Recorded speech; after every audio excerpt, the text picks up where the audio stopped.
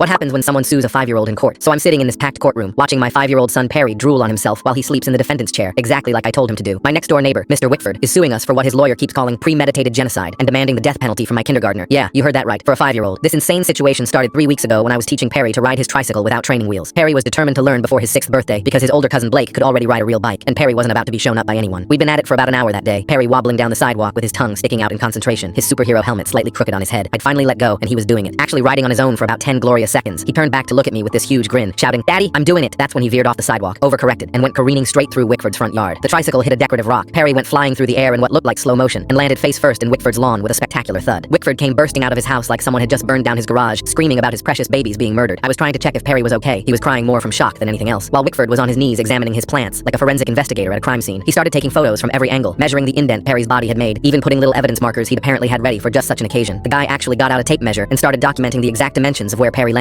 Within an hour, he'd called the police, who showed up and tried really hard not to laugh when Wickford demanded they arrest Perry for mass slaughter. When they politely declined, saying maybe this was more of a civil matter, Wickford escalated to calling his brother-in-law Bartholomew, who was a lawyer. Next thing I knew, my little boy had turned into the defendant. The lawsuit claimed Perry had committed an act of terrorism and demanded $50,000 in damages plus criminal prosecution via the death penalty. During the hearing, Bartholomew presented their evidence, 37 high-resolution photos of the crime scene from every conceivable angle. Wickford took the stand and started actually crying, real tears streaming down his face. He said Perry had taken innocent lives without provocation, that these were his babies he'd raised from seed. He talked about the emotional trauma of seeing them crushed, how he couldn't sleep at night knowing their killer was riding his tricycle freely next door. His wife Beatrice was nodding along, fanning herself with a tissue like she might faint. Bartholomew kept showing photos of the impact site, calling it a massacre, using words like callous disregard for life and sociopathic tendencies. I couldn't believe this was actually happening. Was my son actually going to prison? When it was our turn to present evidence, my baby-faced public defender Ms. Nguyen stood up and asked to see the prosecution's photos again on the courtroom's TV screen. She clicked through them slowly, zooming in on photo number 12, then 13, then 14. "Mr. Wickford," she said in this unexpectedly confident voice, "can you point out exactly which plants were killed?" Wickford jumped up and pointed dramatically at the screen. "Right there, my babies. They're all dead." Ms. Nguyen zoomed in further. "Sir, this is grass, regular Kentucky bluegrass." She clicked to the next photo, showing Perry's impact crater completely surrounded by perfectly intact daffodils, tulips, and rose bushes. "Your actual garden plants, every single flower, remain completely untouched. This child," she turned to the jury, "somehow managed to execute a perfect precision landing that avoided every single actual plant and landed exclusively on your lawn." Wickford's face went red. "But the grass is dead," he wailed. The judge couldn't hold it in any longer. He tried to cover his laugh with a cough, but it came out as this weird snort-laugh hybrid that echoed through the courtroom. The bailiff was biting his fist. The court reporter had given up typing and was just shaking her head. Even Wickford's wife had dropped her acting and was covering her smile with the tissue. The judge took a full minute to collect himself and spoke. "Sir, you're seeking the death penalty for a 5-year-old who fell on your grass?" Wickford nodded vigorously. "My grass deserves justice, Your Honor. I'll tell you what, if Wickford was a stand-up comedian, that courtroom would have been his best highlight." The judge banged his gavel once, looked at Perry, who'd just woken up and was asking if we could get ice cream, and said, "Case dismissed. Mr. Wickford, I suggest you invest in a keep off the grass sign."